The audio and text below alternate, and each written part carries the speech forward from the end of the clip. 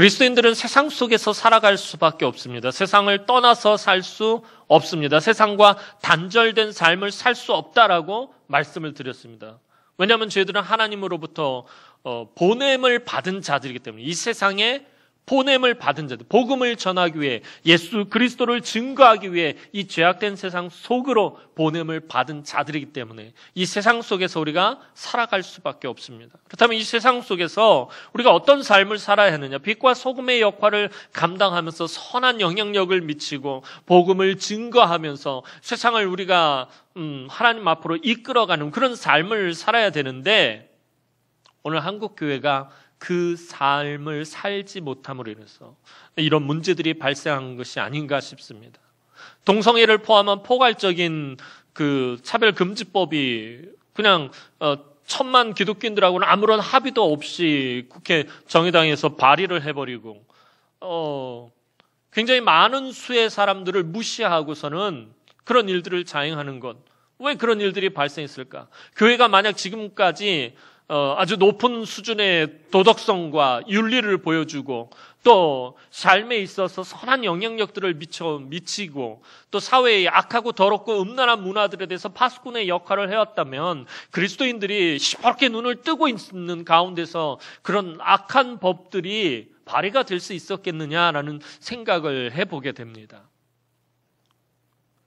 우리가 좀 더 하나님의 말씀대로 살았더라면, 우리가 하나님이 원하시는 수준의, 그 요구하시는 수준의 삶의 그런 지경에 올라가 있었더라면 이런 일들이 있었을까 하는 생각을 해보게 됩니다. 그래서 오늘은 말씀을 통해서 과연 그리스도인의 삶이란 어떤 것이냐, 또 어떻게 해야 되는 것이냐, 우리 좀 짧은 시간이지만 잠깐 나눠보고 좀 우리가 깊이 고민하면서 삶 가운데서 여러분들 스스로 고민하고 또 성찰하고 반성하고 그렇게 나아가는 시간 되었으면 좋겠습니다. 데살로니가 교회는 바울의 2차 전도 여행의 산물입니다.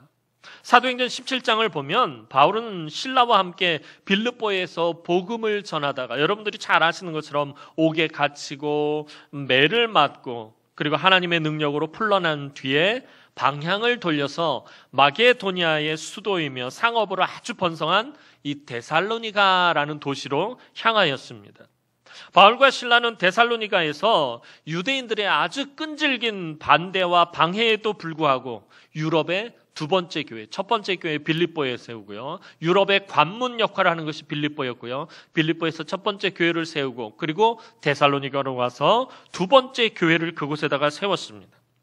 그러나 불량배들까지 동원한 유대인들의 너무 심한 방해와 괴롭힘 때문에 밤에 도망가듯이 데살로니가를 이 바울과 실라는 빠져나와야만 했습니다. 너무 급하게 나온지라 이 데살로니가 교회가 너무 걱정이 되어서 편지를 쓰게 되었는데, 그것이 바로 데살로니가 전서입니다.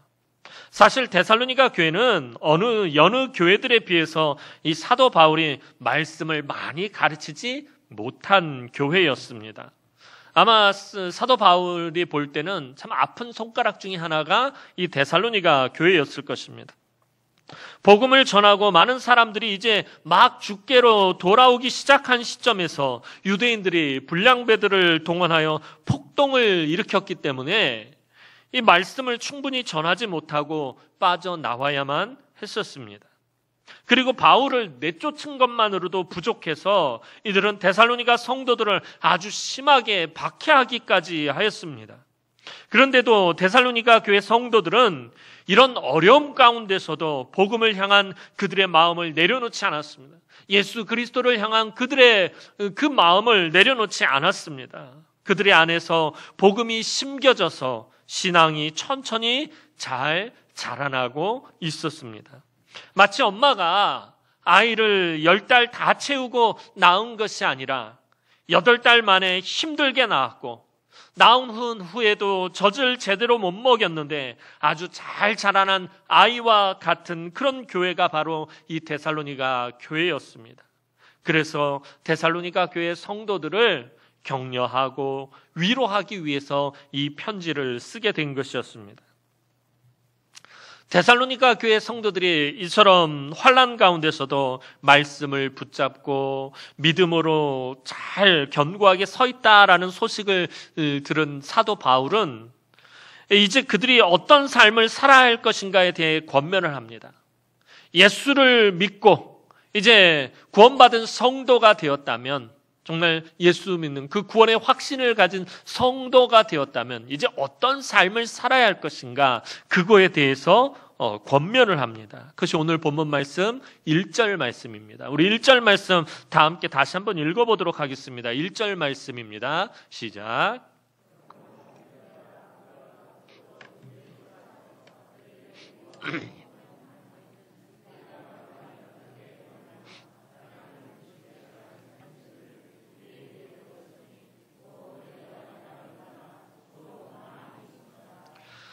사도 바울은 과연 어떻게 하는 것이 예수를 믿는 내가 마땅히 행할 마땅한 것인가 하는 것과 어떻게 하면 하나님을 기쁘시게 할 수 있는가, 이 두 가지를 강조하고 있습니다. 예수 믿는 사람으로서 마땅히 행할 것이 무엇인가, 하나님이 기뻐하시는 것, 어떻게 하면 하나님을 기뻐하시는 삶을 살 수 있는가, 이것을 강조해서 말하고 있다는 것입니다. 그리스도인으로서 우리의 삶과 행위가 어떠해야 할 것이냐라는 것입니다. 예를 들어 제가 목사로서 지금 이 삶이나 행위가 마땅한 바이며 하나님을 기쁘시게 할 수 있느냐, 제가 삶 가운데서 매일 매 순간마다 나의 말과 행동과 생각이 정말 예수 믿는 사람으로, 특별히 목사로서 이것이 마땅한 것인지, 그리고 정말 하나님을 기쁘시게 할 것인지, 이것을 깊이 생각해 봐야 한다는 것입니다. 또 우리 성도들도 마찬가지입니다. 내가 지금 장로로서, 권사로서, 집사로서 그런 걸 떠나서라도 내가 예수 믿는 사람으로서 삶 가운데 이렇게 행동하고 이렇게 말하고 이렇게 생각하는 것이 마땅하며 하나님을 기쁘시게 할 수 있느냐 하는 것을 깊이 생각해 보라는 것입니다. 요즘 교회와 성도들의 큰 약점이 삶에 있어서 기독교 윤리를 중요하게 생각하지 않는다라는 것입니다. 오늘날 사회가 기독교 윤리뿐만 아니라 이 사회 전반 전체가 그렇습니다. 도덕과 윤리를 그렇게 중요하게 생각하지 않는다라는 것입니다. 그래서 교회 안에서도 요즘 목사고 성도들이고 너무 많은 그리스도인들이 물질과 성적인 문제에 넘어지고 있습니다. 불투명한 재정 관리와 또 불륜의 문제로 너무나도 시끄럽고, 또 서로의 욕심을 채우기 위해 싸우고 또 싸우다가 서로 갈기갈기 찢어지고 상처를 내고, 위기 상황에 놓여 있는 교회들이 너무 많습니다. 교회가 복음을 전하는 것만 중요하게 생각해, 지금까지 한국 교회가 복음을 전하는 것만 너무 중요하게 생각해. 엄밀히 말하면 복음을 전하는 것이 아니라 교회를 살찌우고 교회를 키우는 것만 중요하게 생각했지, 복음대로 살고 복음의 빛을 비추는 일에는 전혀 관심이 없었다라는 것입니다. 어떻게 하면 교회를 좀 더 키울 수 있을까? 어떻게 하면 교회를 좀 더 살찌울 수 있을까? 어떻게 하면 우리 교회를 저 큰 대형 교회들처럼 그렇게 메가처치로 만들 수 있을까? 이런 것에만 관심을 갖고 그런 궁리만 했지, 어떻게 하면 복음대로 살 수 있을까? 어떻게 하면 복음의 빛을 비추는 삶을 살 수 있을까? 어떻게 하면 복음을 제대로 전할 수 있을까? 이런, 어떻게 하면 예수 믿는 삶을 제대로 살 수 있을까? 이런 것에는 전혀 관심이 없었다라는 것입니다. 즉, 예수를 믿으라고만, 교회에 나오라고만 말했지, 예수를 믿는다라는 것이 무엇인지, 예수 믿는 사람들의 삶은 무엇인지는 목회자들이나 성도들이나 삶으로 보여주지 못했다라는 것입니다. 우리의 믿음의 귀한 선배인 손양원 목사님, 주기철 목사님 같은 분들은 예수를 믿는다라는 것이 무엇인지 정말 처절하고도 치열한 삶의 문제로 보여주고 있다라는 것입니다. 손양원 목사님, 여러분들 잘 아는 것처럼 자기 두 아들을 죽인 그 원수를 용서하고 사랑하고 자기 양자로 삼기가 그게 쉬웠겠습니까? 얼마나 처절하고 치열한 영적인 싸움을 하고 내적인 갈등과 그 안에서 얼마나 믿음의 고민을 하면서 그 일들을 진행했겠습니까? 손양원 목사님이니까 이렇게 쉽게 말할 수 없다는 거예요. 주기철 목사님 신사참배 반대하면서 믿음을 지키기 위해서 목숨을 걸고 그 영적인 싸움을 할 수 있었던 것. 주기철 목사님이니까 그 가능했던 것입니까? 평소의 삶 가운데서 처절하고 치열한 그런 믿음의 고민들을 하면서 그렇게 해왔기 때문에 어떻게 하는 것이 그리스도인으로서 마땅한 삶인지, 어떻게 하는 것이 하나님을 기쁘시게 하는 것인지 삶 가운데 늘 고민하고 또 고민하고 그렇게 살아오셨기 때문에 그것이 가능했다라는 것입니다. 그리스도인으로 산다라는 것은 참으로 심각한 삶의 고민이 있어야 합니다. 예수 믿으면 복 받아요. 아주 이렇게 간단하고 쉽게 말할 문제가 사실은 아니다라는 것입니다. 심각한 삶의 고민이 있어야 합니다. 내가 정말 믿음을 잘 지키고 있는 것인가? 나는 진짜 신앙생활을 제대로 하고 있는 것인가? 심각하고 정직하게 고민해 봐야 합니다. 매일같이 우리가 세수를 할 때 거울을 보잖아요. 거울을 보듯이 내 자신을 낱낱이 정직하게 볼 수 있어야 된다는 거예요. 내가 정말 예수 믿는 사람인가? 내가 정말 구원의 확신을 가진 사람인가? 내가 정말 거룩한 하나님의 백성인가? 늘 그 내 모습을 바라보면서 심각하게 고민해야 한다는 거예요. 우리가 정말 하나님의 자녀로 서로를 배려하며 존중하고 욕심이 넘치는 이 세상에서 진정 만족하고 선함과 관용과 친절을 베풀고 용서하며 위로하고 부정과 불륜이 넘치는 이 세상에서 자신을 깨끗하게 지키고 구제와 봉사에 힘쓰고 세상과 구별하여 정결한 삶을 사는가 늘 내 자신에게 물어봐야 한다는 거예요. 매일같이 물어봐야 한다는 것입니다. 그리고 사도 바울은 마땅히 그래야 한다라고 말하고 있는 것입니다. 바울이 이런 부분을 강조하는 것은 당시에 율법주의 유대인들이 예수 믿는 그리스도인들보다 훨씬 더 정결한 모습을 보였기 때문이었습니다. 훨씬 더 깨끗한 삶을 살고 있는 모습을 보였기 때문이었습니다. 그리스도인들이 율법주의 유대인들보다 삶의 정결함이 뒤떨어지는 것은 그리스도인들은 윤리에 대해 잘 가르치지 않았기 때문이었습니다. 하나님의 도덕률에 대해서 가르치지 않았기 때문이었습니다.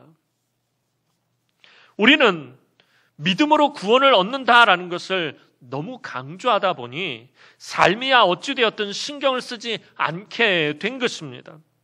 율법을 내 마음대로 폐해도 된다라고 생각하게 된 것입니다. 우리가 율법을 지킴으로 구원을 받는 것은 분명히 아닙니다. 우리는 어떻게 구원을 받습니까? 분명히 예수를 믿는 그 믿음으로만 구원을 받습니다. 하지만 그리스도인들은 여전히 하나님의 도덕법과 계명들을 지킬 의무가 있다라는 것입니다. 예수 그리스도께서 죽으신 목적을 사도 바울은 로마서 8장 4절 하반절에서 이렇게 말합니다. 로마서 8장 4절 하반절 말씀 보도록 하겠습니다. 시작. 우리에게 율법의 요구가 이루어지게 하기 위해서 주님께서 죽으셨다라고 사도 바울은 말하고 있습니다. 주님은 율법을 폐하러 오신 것이 아니라 완전하게 하시기 위해서 오셨다라고 분명히 말씀하셨습니다. 우리가 율법을 지키지 못하니까 사람들이 너무 연약한 존재들이라 율법을 제대로 지키지 못하는 거예요. 율법을 지키지 못하니까 그 율법을 대신 지키기 위해서 주님께서 오셨다는 거예요. 우리 대신 율법을 완전히 지키심으로써 의를 이루신 것입니다. 그래서 우리가 예수를 믿을 때 그 의를 우리가 덧입게 되는 것입니다. 바울이 믿음을 강조했다고 삶을 강조하지 않은 것은 아닙니다. 오직 예수를 믿는 믿음으로 구원을 받는다고 그 믿음을 강조했다고 해서 그 예수 믿는 사람들의 삶을 내팽개친 것이 아니다라는 것입니다. 구원에 대해서는 오직 믿음만을 말하였지만 구원 이외에는 그 삶의 행위에 대해 마땅한 바를 분명히 가르쳤습니다. 사도 바울의 서신서를 바라보면 여러분들 말씀 묵상해 보면 믿음을 강조하면서 또한 그 예수 믿는 사람들이 어떤 삶을 살아야 할 건지 그 삶에 대해서도 강조하고 있다는 것입니다. 바울은 오늘 본문에서도 마땅히 행할 바와 어떻게 하면 하나님을 기쁘시게 할 수 있는지 분명히 가르쳤다라고, 내가 분명히 그것을 가르쳤다라고 말하고 있습니다. 자기에게 분명히 배운 대로 더욱 힘써서 행하라고 바울은 말하고 있습니다. 오늘 본문 1절에서 구하고 권면하노니라고 사도 바울이 말합니다. 내가 구하고 권면하노니 할 때 이 구하고 권면하노니의 원전의 의미는 간청하다, 간절히 원하고 바라다라는 뜻입니다. 바울이 그리스도인들에게 너무나도 간절히 원하는 것은 그리스도인들이 어떻게 살아야 하는가에 관련된 것들이다라는 것입니다. 그리고 사도 바울은 2절에서, 오늘 본문 2절에서 더욱 강조해서 말합니다. 2절 말씀 보도록 하겠습니다. 오늘 본문 2절 말씀입니다. 시작.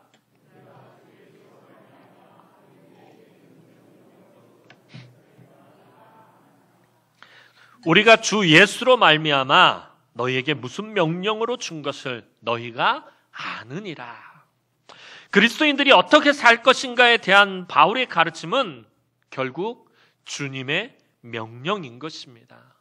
주님이 우리에게 가르쳐 주신 것, 주님이 우리에게 명령하신 것, 그것을 말합니다. 바울은 복음을 전파할 때 주님의 명령에 따라 반드시 삶과 윤리의 문제도 가르쳤다라는 것입니다. 여기서 중요한 것은 바울이 가르친 이 기독교 삶과 윤리의 문제의 바탕이, 그 근본이 무엇이냐라는 것입니다. 그것은 바로 하나님을 기쁘시게 하는 삶이었습니다. 이것은 단순히 사도 바울의 생각이 아닙니다. 이것은 예수 그리스도께서 우리에게 가르쳐 주신 것이고 강조한 것을 사도 바울이 다시 인용해서 말하고 있는 것입니다. 예수님 요한복음 8장 29절에서 분명히 말씀하십니다. 요한복음 8장 29절 말씀 보도록 하겠습니다. 시작.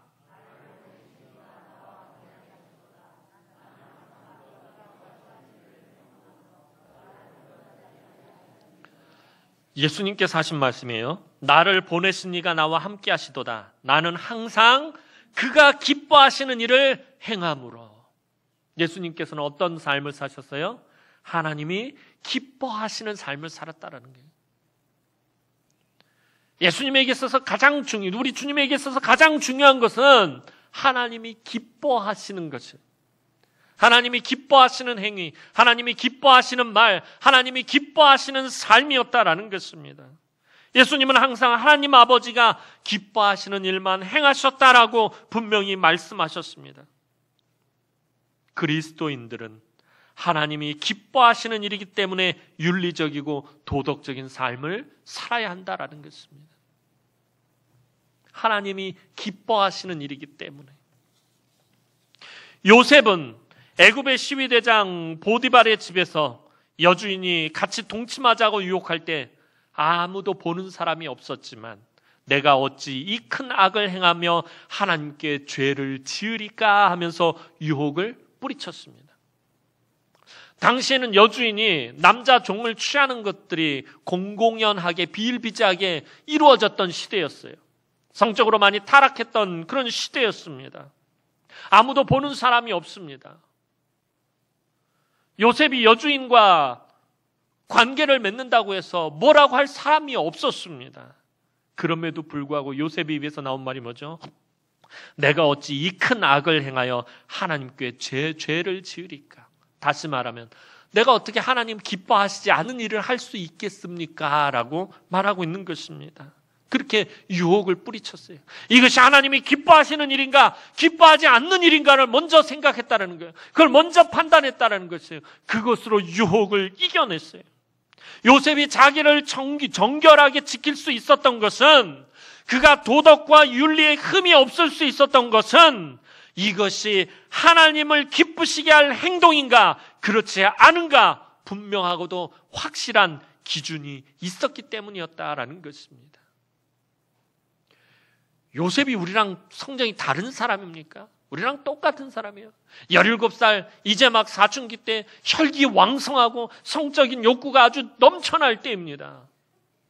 그때 예쁜 여주인이 유혹을 해옵니다. 그럼에도 불구하고 그때에 요셉이 판단을 내린 것은 이것이 하나님을 기쁘시게 할 것인지 기쁘시게 하지 않는 일인지 그것을 판단했다라는 것입니다. 하나님을 기쁘시게 하는 삶을 사는 사람들은 자기가 얼마나 하나님의 소중하고 존귀한 자인지 분명한 자각이 있다라는 것입니다.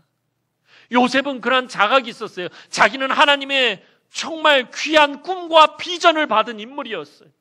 그걸 본인 스스로가 자각하고 있는 거예요.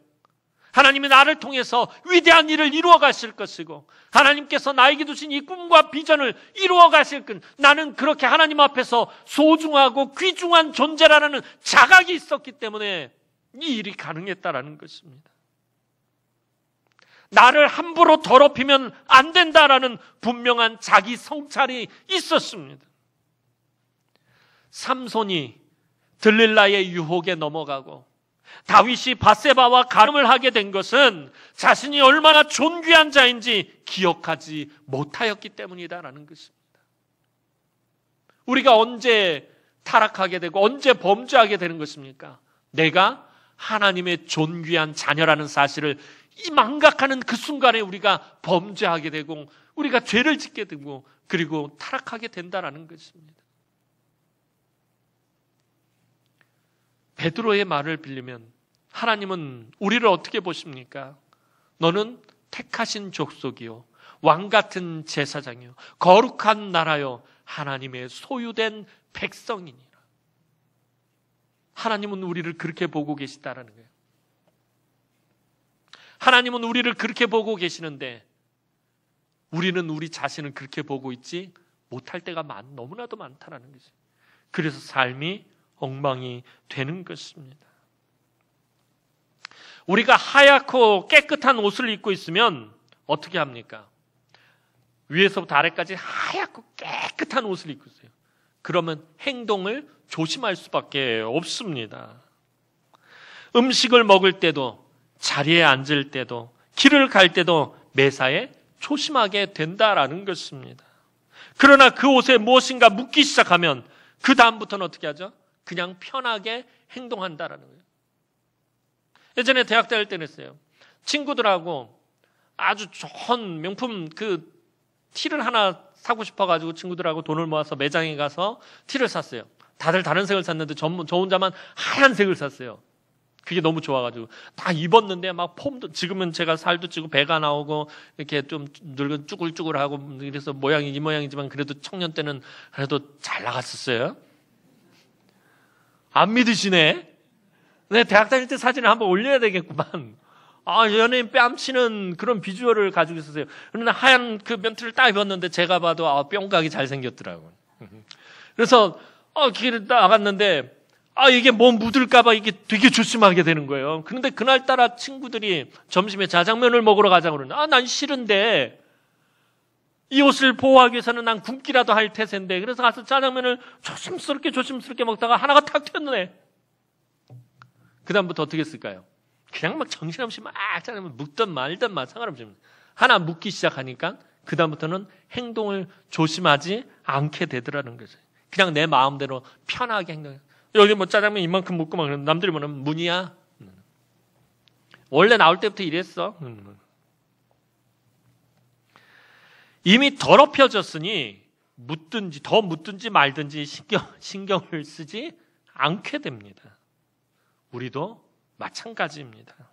우리가 하나님의 소중하고 존귀한 자녀라는 사실을 분명히 알고 있으면 모든 것을 조심하게 됩니다. 내가 하나님의 택하신 족속이요 하나님의 왕같은 제사장이며 하나님의 거룩한 나라요 하나님의 소유된 거룩한 백성이다라는 사실을 분명히 알고 있으면 모든 것을 조심하게 됩니다. 죄가 묻지 않게 모든 행동을 조심합니다. 그러나 내가 하나님의 존귀한 자라는 사실을 잊어버리면 그 다음부터는 아무렇게나 말하고 아무렇게나 생각하고 아무렇게나 행동하고 아무렇게나 막 살게 된다라는 것입니다. 죄에 대해서 무뎌지게 됩니다. 오늘 한국교회가 그렇게 된 것이에요. 그 사실을 잊어버린 거예요. 망각한 거예요. 세상에 나가서 막 사는 거예요. 세상 사람들하고 똑같이 사는 것입니다. 세상 사람들하고 다를 바 없이 세상 사람들의 가치관과 기준을 가지고 그것을 우리 안에 그대로 적용해서 살아간다는 것입니다. 사랑하는 성도 여러분, 저와 여러분은 거룩한 삶을 살아야 하는 사람들이에요. 거룩한 삶을 살기 위해서 부름을 받은 자들이에요. 그냥 아무렇게나 막 살라고 부름을 받은 자들이 아니에요. 하나님 나라에 들어가기 위해선 우리가 거룩해야 들어갈 수 있어요. 거룩하지 않으면 들어갈 수가 없어요. 그래서 예수 그리스도께서 당신의 피를 친히 흘려서 그 피로 우리의 더러운 것들을 씻어주시고 하나님 나라에 들어가게 해주신 것이에요. 전에도 말씀드린 것처럼 성경은 창세기에서부터 요한계시록에 이르기까지 우리의 거룩함에 대해서 이야기하고 있고 하나님은 우리에게 그것을 요구하고 있어요. 레위기 11장 45절 하반절 말씀 보도록 하겠어요. 이게 엄밀히 말하면 성경 전체의 가장 핵심적인 주제예요. 레위기 11장 45절 하반절 말씀입니다. 우리 다 함께 읽겠습니다. 시작. 내가 거룩하니 너희도 거룩할지어다. 성경 전체를 통틀어 하나님이 우리에게 가장 원하시는 것이 이것입니다. 거룩한 삶을 사는 것이 하나님을 기쁘시게 하는 삶입니다. 요즘 한국 교회가 너무나도 곤고한 때에 있습니다. 코로나19로 인해 온전한 예배가 드려지지 못하고 복음을 전하기도 힘들고 교회를 우습게 여기고 형평성을 잃은 이런 행정 지시가 내려지고 특히 동성애에 관련한 이상한 악법을 만들려고 하고 이에 대해 그런데 교회가 전혀 힘을 쓰지 못하고 선한 영향력을 미치지 못하고 있습니다. 경건의 모양만 있고 경건의 능력을 상실해 보였기 때문에 주일날 교회에 모여서 예배드리는 성도들의 모습은 경건해 보여요. 경건한 모양이 있어요. 그러나 세상에 나가서의 삶에서는 경건의 능력을 상실해 버렸어요. 이제 경건의 능력을 다시 회복해야 합니다. 지난주에 살펴본 것처럼 곤고한 날에는 되돌아보아 지금까지 우리의 범죄함과 우리의 무기력함을 하나님께 고하고 통회하는 심령으로 하나님 앞에서 회개하고 우리가 철저하게 반성해야 합니다. 우리가 다른 것보다도 무엇보다 이 공고한 때에 코로나19와 이런 여러 가지 사건들이 복잡하게 맞물린 이 때에 우리가 제일 먼저 해야 할 일은 하나님 앞에서 철저하게 회개해야 한다는 것이에요. 지난 날 우리의 삶을 되돌아보고 우리의 모습을 하나님 앞에 정직하게 고하고 우리가 철저하게 회개하고 반성해야 합니다. 이제는 우리가 생각을 하고 말을 하고 행동을 할 때에 항상 이것이 그리스도인으로서 마땅히 할 바인지 하나님이 정말 기뻐하실 일인지 먼저 고민하고 생각하고 분별하는 저와 여러분들이 되었으면 좋겠습니다. 신앙생활을 하면 할수록 목회를 하면 할수록 깨닫게 되는 것이 진짜 그리스도인으로 산다는 것이 찐 그리스도인으로 산다는 것이 결코 쉽지 않다라는 것입니다. 치열한 영적 전쟁과 이 더럽고 악하고 음란한 문화들과의 싸움, 처절한 자기 욕심과 자기와의 싸움이 늘 우리를 기다리고 있기 때문입니다. 사랑하는 성도 여러분, 우리가 말씀대로 살아야 하는데 자꾸 내 마음대로 쉽게 살려고 하니까 그저 편하게 살려고 하니까 문제가 생기는 것입니다. 우리의 길은 저와 여러분들이 걸어가야 하는 이 길은 십자가의 길이고 좁고 협착한 길입니다. 자기를 철저하게 부인하고 자기 십자가를 져야만 갈 수 있는 길입니다. 코로나19를 비롯한 여러 가지 어려운 일들로 이 곤고한 날에 저와 여러분들이 조금 더 성숙해졌으면 좋겠습니다. 모든 것이 번갯불에 콩 구워 먹듯이 일순간에 변화될 수는 없겠지만, 내일 당장 우리의 삶이 확 변화될 수는 없겠지만, 하나하나 마땅히 행할 바인지 하나님이 기뻐하실 것인지 따져보고 고민해 보기만 해도 여러분들의 삶 가운데서 내 이 말이, 내 이 행동이, 내 이 삶이 그것을 하기 전에 이것이 내가 그리스도인으로서 마땅히 할 바인가, 이게 정말 하나님 기뻐하실 것인지 따져보고 고민만 해봐도 우리의 신앙은 지금보다 훨씬 더 많이 성숙해질 것입니다. 그냥 감정대로 쏟아내는 것이 아니라, 화난다고 그냥 막 말하는 것이 아니라, 아무리 화가 나도 말하기 전에, 행동하기 전에 이것이 하나님이 기뻐하신 일인지, 그리고 아무리 정당한 일이다 할지라도, 정당한 주장이다 할지라도 이것이 하나님이 기뻐하실 일인지 먼저 생각해보고 조금 더 고민해보고, 그렇게 하기만 해도 우리는 더 성숙해지게 될 것입니다. 조금 더 윤리적이고 조금 더 도덕적인 그리스도인이 되어 있을 것입니다. 그리고 무엇보다도 하나님이 기뻐하시는 그리스도인이 되어 있을 것입니다.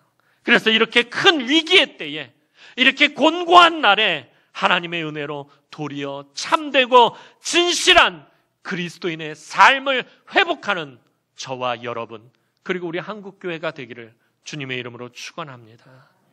기도드리겠습니다. 사랑과 은혜가 많으신 아버지 하나님, 은혜와 사랑을 진심으로 감사를 드립니다. 영원히 멸망받아서 죽을 수밖에 없는 악하고 더러운 우리들을 예수 그리스도의 보혈의 피로 깨끗하게 씻어서 하나님의 존귀한 자녀 삼아주신 것을 하나님, 우리가 너무 자주 잊어버리고 살아갈 때가 많습니다. 그래서 우리가 하나님을 기쁘시게 할 수 없고 마땅히 그리스도인으로서의 행할 바를 하지 못하고 살 때가 너무나도 많음을 이 시간에 고백합니다. 그래서 한국교회가 무기력해지고 그리스도인들이 힘을 잃고 선한 영향력을 미치지 못해서 이 사회가 점점 더 악해져 가고, 이 사회가 점점 더 문란하고 타락해져 가고 있음을 이 시간에 고백합니다. 이 모든 것이 우리의 잘못이오니 하나님, 이 땅을 긍휼히 여겨 주옵소서. 아버지 하나님, 너무나도 어렵게 돌아가는 이 시국을 하나님 긍휼히 여겨 주시옵기만을 주님 간절히 바라옵고 원하옵나이다. 하나님 앞에 온전한 예배가 드려지게 하시고 우리 다음 세대가 다른 세대가 되지 아니하도록 하나님 은혜를 베풀어 주시고, 동성애를 포함한 포괄적 차별금지법 같은 악한, 영적으로 악한 법들이 아버지 하나님 성립이 되지 아니하도록 하나님 막아주시옵기만을 주님 간절히 바라옵고 원하옵나이다. 무엇보다도 그리스도인들이 하나님 기뻐하시는 삶을 삶으로 인해서 이런 모든 것들을 막아낼 수 있도록 하나님께서 은총을 베풀어 주시고, 한국교회의 경건한 능력들이, 그리스도인들의 경건한 능력들이 회복되어질 수 있도록 도우시고, 이 곤고한 때에 모든 성도들이 더 성숙해질 수 있도록 은혜를 베풀어 주옵소서. 감사를 드리옵고 예수님의 이름으로 기도하옵나이다. 아멘.